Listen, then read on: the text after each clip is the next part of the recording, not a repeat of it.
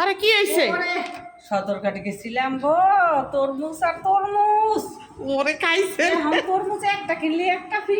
আমি কেরাস না খাই তরমুজ গরমে। ঢুকো ঢুকো, আগে তুমি গরম ঢুকো। আমার জীবনটা বাইরে যায় তরমুজ লই আইতে গো ভাবি। তরমুজ তুমি আর আমি দুইজনে থাকবো, দুইজনে খামু মনের মতন তরমুজ। তাড়াতাড়ি খামু ভাবি, একটা খামু একটা ফ্রিজে ঢুকামু। তরমুজ লই আইছি। কি করছে একটা কি করছে তোমার তরমুজ একটা ফিরে দিছে? একটা 100 কে? টাকা কিনছে একটা পান খাইয়ে ঠোঁট লাল করে গেছে দেখে তোমার কি বেটারা ফিরে দিয়ে দিল? ভাবি তরমুজ আর তরমুজ।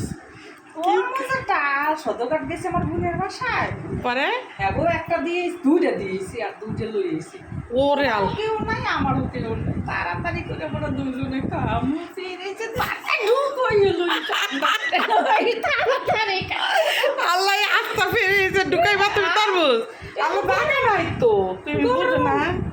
আরে এই দেখেন আমার কন তো রাশিদা কেমনে থইব, দেখেন আমার ফিরে যায় জায়গা নাই কন। এই যে উস্তা বেগুন পানি আর এই ঠান্ডার ভিতর তো মনে করেন বেশিরভাগই ফ্রিজই পাবেন আপনারা ঠান্ডা পানিটা।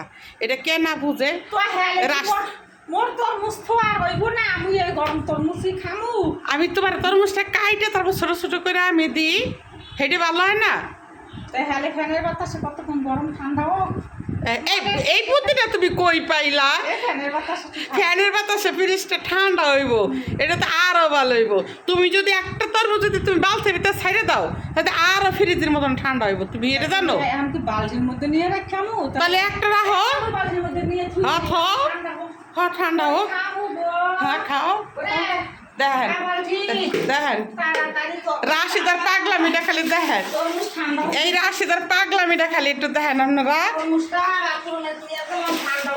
এই বুদ্ধিটা কার কার পাইছেন আপনারা যে বালতির ভিতরে তরমুজ দিলে দেখেন গোসল করাইতেছে, দেখেন গোসল করাইতেছে, দেখেন আপনারা তরমুজে গোসল করায়।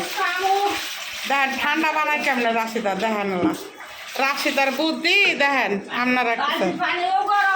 ওরে আল্লাহ রে, দেখেন আল্লাহ অবস্থা দেখেন কি করে এই রাশিদার বুদ্ধি দেখলে আপনারাও শিখবেন যে তরমুজ কেমনে দেখেন বালতির ভিতর কল ছাইরা দিয়া হ্যাঁ করতেছে, ঠান্ডা করতেছে খাইবো বলে।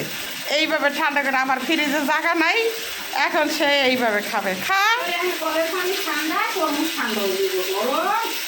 এইভাবে সাবান দিয়ে গোসল করা একটু সুপাতে একটু ডলা দাও পরিষ্কার হোক। দাও।